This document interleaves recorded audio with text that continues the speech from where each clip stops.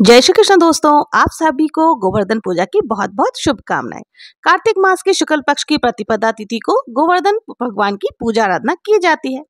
वेदों में जो वर्णन आता है उसके अनुसार इस दिन यानी कार्तिक मास के कृष्ण पक्ष की प्रतिपदा तिथि को इंद्र, वरुण, अग्नि और देवताओं की पूजा करने का विधान वर्णित है। लेकिन अन्नकूट या गोवर्धन की पूजा का आज जो विधान आप देख रहे हैं, ये भगवान कृष्ण के अवतार के बाद द्वापर युग में आरंभ हुआ। उस समय तक लोग भगवान इंद्र की ही पूजा आराधना किया करते थे।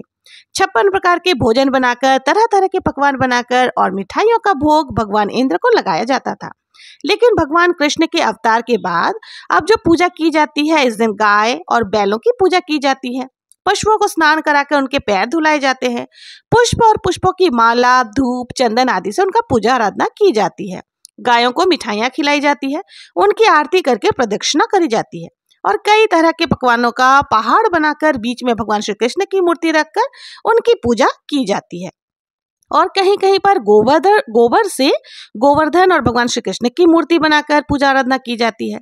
तो इस दिन संध्या के समय दैत्यराज बलि का भी पूजन किया जाता है और पूजन के बाद अन्नकूट की कथा सुनी जाती है।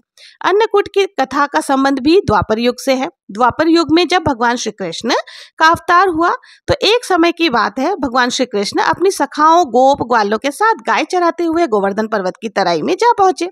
वहां पहुंचकर उन्होंने देखा कि हजारों गोपियां गोवर्धन पर्वत के पास 56 प्रकार के भोजन रखकर बड़े उत्साह से नाच गान कर रही है और उत्सव मना रही है। भगवान श्री कृष्ण ने इस उत्सव का प्रयोजन पूछा तो गोपियां कहने लगी, आज तो घर घर में उत्सव होगा, क्योंकि वृतासुर को मारने वाले मेघों और देवों के स्वामी इंद्र का जो पूजन होगा।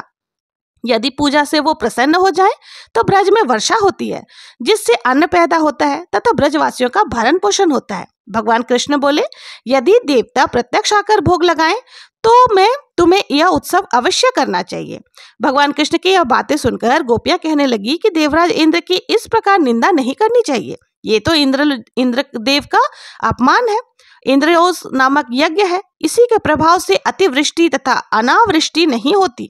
गोपियों की बातें सुनकर भगवान श्री कृष्ण बोले, इंद्र में क्या शक्ति है? उससे अधिक शक्तिशाली तो हमारा गोवर्धन पर्वत है, इसी के कारण तो वर्षा होती है और इसलिए हमें इंद्र से भी बलवान गोवर्धन पर्वत की पूजन करनी चाहिए। अब कृष्ण के कहने पर गोवर्धन पर्वत की पूजा शुरू की गई। सभी गोप ग्वाले अपने अपने घरों से पकवान ला करके गोवर्धन की तराई में जाकर श्री कृष्ण की बताई विधि से पूजन करने लगे। उधर कृष्ण ने अपने दैविक रूप से पर्वत में प्रवेश करके ब्रजवासियों द्वारा दिए गए सभी पदार्थों को ग्रहण कर लिया।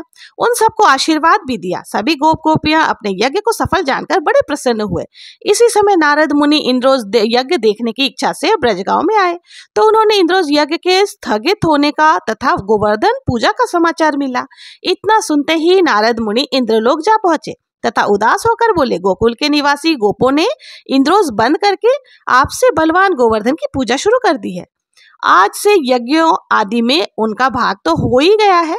अब तो ये भी हो सकता है कि किसी दिन कृष्ण की प्रेरणा से वे तुम्हारे राज्य पर भी आक्रमण करके इंद्रासन पर भी अधिकार कर ले। अब नारद मुनि तो अपनी बात कहकर चले गए, लेकिन भगवान इंद्र क्रोध में लाल पीले हो गए। उधीर होकर उन्होंने मेघों की आज्ञा दी कि वे गोकुल में जाकर प्रलय का दृश्य उत्पन्न कर दे। देवराज इंद्र की आज्ञा के कारण मेघ ब्रज भूमि पर जाकर मूसलाधार बरसने लगे। ऐसी मूसलाधार बारिश देखकर सब गोप और ग्वाले सहम गए और सहम कर भगवान श्री कृष्ण की शरण में गए और रक्षा की प्रार्थना करने लगे।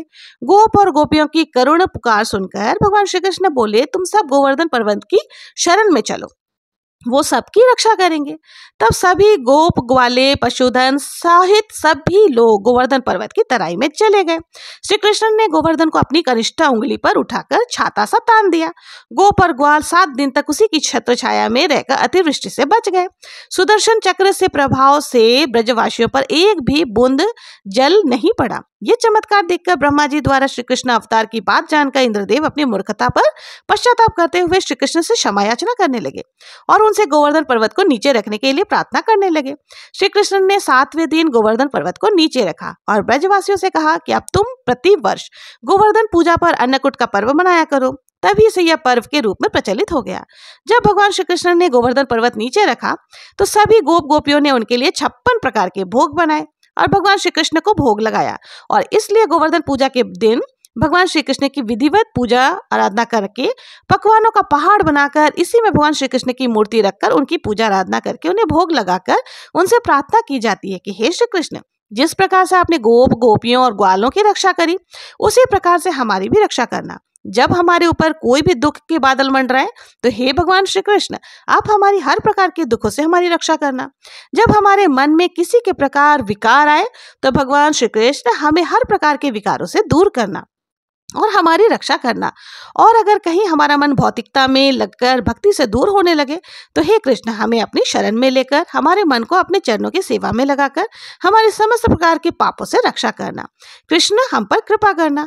कृष्ण, हमारी रक्षा करना। तो कृष्ण भगवान पूजा करने के समय इस प्रकार से भगवान श्री कृष्ण से प्रार्थना भी करनी चाहिए, क्योंकि गोवर्धन पूजा एक प्रतीक है इस बात का कि भगवान श्री कृष्ण पर पूर्ण विश्वास करके उनकी छत्र छाया में जो भक्त आ जाते हैं, फिर उनकी पूरी जिम्मेदारी भगवान श्री कृष्ण ले लेते हैं और किसी भी प्रकार के संकट का दुख और किसी भी विकार की कोई छाया भी भक्तों पर नहीं पड़ती। जीवन का समस्त आनंद भगवान श्री कृष्ण के चरणों में ही है। इसलिए प्रेम से बोलिए भगवान श्री कृष्ण की जय, गोवर्धन महाराज की जय। एक और पौराणिक कथा के अनुसार कहा जाता है कि एक बार बचपन में नटखट कान्हा जी जब ग्वाल वालों के साथ खेलकर घर आए, तब यशोदा मैया घर में तरह तरह के पकवान बना रही थी। कन्हैया ने अपनी मैया से पूछा, मैया आज घर में इतने तरह तरह के पकवान क्यों बन रहे हैं, मुझे भी खाना है। तब यशोदा मैया ने कहा कि ये पकवान तो स्वर्ग के देवता इंद्रदेव के लिए बन रहे हैं, पहले उन्हें भोग लगा जाएगा तभी तुम्हें खाने को मिलेगा और बाकी लोगों को भी खिलाया जाएगा, नहीं तो इंद्रदेव नाराज हो जाएंगे और फिर बारिश भी नहीं होगी। जब बारिश ही नहीं होगी तो सारी जमीन बंजर हो जाएगी, जिससे तुम्हें अन्न भी नहीं मिलेगा और बाकी सभी लोगों को अनाज भी नहीं मिलेगा। मैया यशोदा की बात सुनकर छोटे से कन्हैया ने अपनी माँ को पूछा, मैया एक बात बताइए, क्या आपने कभी इंद्र देवता को देखा है? इस पर मैया कहने लगी, नहीं कान्हा, मैंने तो नहीं देखा, लेकिन हाँ, उनकी वजह से ब्रज में हरियाली जरूर है और वर्षा करते रहते हैं, इसलिए तो आज सभी ब्रजवासी अपने अपने घरों में पकवान बना रहे हैं। मैया की बातें सुनकर कान्हा ने कहा, माँ इस बार आप मेरे भगवान श्री की पूजा करना, जो कि आपको दिखाई भी देगा और आपसे पकवान भी मांग कर खाएगा। अब कन्हैया ने अपनी यह बात जाकर नंद बाबा और ब्रज के सभी लोगों के सामने रखी। कन्हैया की बात सुनकर सभी ब्रजवासी और नंद बाबा कहने लगे, हम तो कई वर्षों से देवराज इंद्र की ही पूजा आराधना करते आए हैं, चलो इस बार हम कृष्ण देवता की भी पूजा करेंगे। इस बार हम सब वही करेंगे जो कान्हा कहते हैं, जिससे खुश होकर और अधिक वर्षा हो। अब कान्हा सभी ब्रजवासियों को लेकर गिरिराज पर्वत पर यानी गोवर्धन पर्वत के सामने खड़े हो गए और वहां पहुंचकर सभी ने कान्हा से उनके देवता के बारे में पूछा। तभी कान्हा ने जोर से आवाज लगाई और कहा, हे गोवर्धन नाथ, सभी ब्रजवासी आपको भोग लगाने के लिए पकवान और तरह तरह के व्यंजन लेकर खड़े हैं। तभी गोवर्धन पर्वत में से गोवर्धन नाथ जी ने देवता के स्वरूप में सभी को दर्शन दिया और सभी से पकवान मांगकर खाया। अपने हाथों से गोवर्धन महाराज को भोग लगाकर सभी ब्रजवासी धन्य हो गए। वे सब प्रसन्न थे, लेकिन जब ये बात इंद्र देवता को पता चली तो वो बहुत ज्यादा नाराज हो गए। देवराज इंद्र ने कहा, छोटे से बालक के कहने पर सभी ब्रजवासियों ने आज मेरी पूजा नहीं की और मेरी अवहेलना की है और एक पर्वत की पूजा की है। और इस प्रकार क्रोध में आकर देवराज इंद्र ने ब्रज में मूसलाधार बरसात शुरू कर दी। चारों तरफ जल ही जल था, जिससे डरकर ब्रजवासी कान्हा के पास पहुंच गए और कहने लगे, कान्हा अब तो तुम ही हमारी रक्षा करो, क्योंकि तुम्हारे कहने पर ही हमने इंद्र देवता की पूजा नहीं की थी। तब कान्हा ने सभी को गोवर्धन पर्वत पर चलने के लिए कहा। अब सभी ब्रजवासी और यहाँ तक कि गाय और बछड़े सभी गोवर्धन पर्वत पर जाकर इकट्ठा हो गए। चारों तरफ केवल जल ही जल दिखाई दे रहा था। सभी ब्रजवासी भयभीत थे। इसी प्रकार भयभीत ब्रजवासियों को देखकर कान्हा ने गोवर्धन पर्वत को देखते ही देखते अपनी तर्जनी उंगली पर उठा लिया, जिससे संपूर्ण ब्रजवासियों को इंद्रदेव के प्रकोप से बचा लिया। उधर नाराज हुए इंद्रदेव ने ब्रज में लगातार 7 दिनों तक मूसलाधार बारिश करी और जब स्वयं इंद्र के पास जल समाप्त हो गया तब उन्होंने सोचा, अब तक तो ब्रज खत्म हो गया होगा और पूरी ब्रज नगरी जल में डूब गई होगी, जलमग्न हो गई होगी। ये सब देखने के लिए जब इंद्रदेव ब्रज भूमि पर आए तो देखा ब्रज में तो कहीं प्रलय का कोई निशान ही नजर नहीं आ रहा था। यहाँ तक कि ब्रज में तो धूल मिट्टी उड़ रही थी। ये सब देखकर इंद्रदेव बड़े हैरान हो गए और थोड़ी ही देर में उन्होंने देखा कि कृष्ण ने विशालकाय गिरिराज पर्वत को अपनी उंगली पर धारण किए हुए है। इस दृश्य को देखकर इंद्रदेव कृष्ण के पैरों में गिर गए। अब उन्हें मनाने के लिए कृष्ण को ऐरावत, हाथी और अन्य कई वस्तुएं भेंट की, लेकिन कान्हा जी तो नहीं माने। अब इंद्रदेव ने नारद जी की सलाह पर सुरभि गाय उन्हें भेंट की और क्षमा मांगी। तब कहीं जाकर कान्हा ने अपनी उंगली पर धारण किए हुए गिरिराज पर्वत को वापस धरती पर विराजमान कर दिया, स्थापित कर दिया। इस प्रकार कान्हा के अपनी तर्जनी उंगली पर गोवर्धन पर्वत उठाने के कारण सभी ब्रजवासियों के साथ साथ सभी पशु पक्षियों की भी रक्षा हो गई थी। और यही कारण है कि गोवर्धन पूजा में गिरिराज के साथ साथ कृष्ण भगवान जी की भी पूजा आराधना करने का विधान है। गोवर्धन पूजा के दिन ही अन्नकूट का पर्व भी मनाया जाता है। अन्नकूट की सब्जी का एक विशेष महत्व आज के दिन होता है। अन्नकूट दरअसल एक तरह का पकवान होता है जिसे अन्न और बहुत सारी सब्जियों को मिलाकर बनाया जाता है और इसी का भोग गोवर्धन पूजा के दिन कान्हा जी को भी लगाया जाता है। साथ ही गोवर्धन के दिन गोबर से देवता बनाए जाते हैं और इसके अलावा लोग आज के दिन अपने घरों में जो भी पशु हो, चाहे वो गाय हो, बैल हो, उन्हें सजाते हैं, उनकी पूजा आराधना करते हैं। विधि विधान से उनकी पूजा करने के साथ ही कथा भी सुनी जाती है और सबसे आखिर में अन्नकूट का प्रसाद बांटा जाता है। ऐसी मान्यता है कि गोवर्धन पूजा के दिन गौ माता की विशेष पूजा की जानी चाहिए। गौ माता को सिंग पर घी लगाकर और उनकी आरती उतारकर उन्हें गुड़ खिलाने से कहा जाता है भगवान कृष्ण के साथ साथ देवी लक्ष्मी भी प्रसन्न होती है। गोवर्धन पूजा के लिए या तो घर में बीचों बीच आंगन में आपको भगवान श्री कृष्ण सभी गोपवासियों की और गोबर से गाय की और गोवर्धन पर्वत की जो आकृति बनाई जाती है आप अपने घर के आंगन में बना सकते हैं या घर के मुख्य द्वार पर बना सकते हैं। एक दिन पहले अगर आप बनाएंगे तो गोवर्धन पूजा तक ये गोबर जो आकृति है वो सूख जाएगी ताकि आपको पूजा करने में किसी प्रकार की परेशानी नहीं आएगी। बहुत सारे लोग एक दिन पहले बनाते हैं और बहुत से लोग उसी दिन सुबह बनाकर और जैसे आपकी सुविधा हो उसी अनुसार बनाकर पूजा आराधना करते हैं।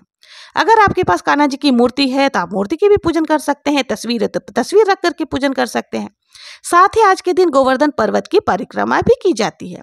तो अगर आपके पास भगवान श्री कृष्ण की मूर्ति है तो आप उसी अपने गोद में उठाकर गोवर्धन पर्वत की 7 बार परिक्रमा कर सकते हैं। साथ ही गोवर्धन पर्वत और कान्हा जी के आज के दिन आप जो भी पकवान बनाएंगे शुद्ध सात्विक होना चाहिए। मिठाई का, फल का भोग लगा सकते हैं। आज के दिन अग्नि और राजा बलि की भी पूजा आराधना करनी चाहिए। कान्हा को आज के दिन दही, शक्कर, माखन, मिश्री का भोग आप जरूर समर्पित करें। कान्हा को तुलसी दल भी जरूर से समर्पित करनी चाहिए। संभव हो तो ब्राह्मणों को भोजन कराकर उन्हें दान दक्षिणा देनी चाहिए। नहीं तो आज के दिन आप गौ माता की सेवा जरूर से करें। हो सके तो गौ माता को हरा चारा खिलाएं, नहीं तो आप गौशाला में दान दक्षिणा भी दे सकते हैं। तो दोस्तों ये थी गोवर्धन पूजा से संबंधित संपूर्ण जानकारी और गोवर्धन की कथा।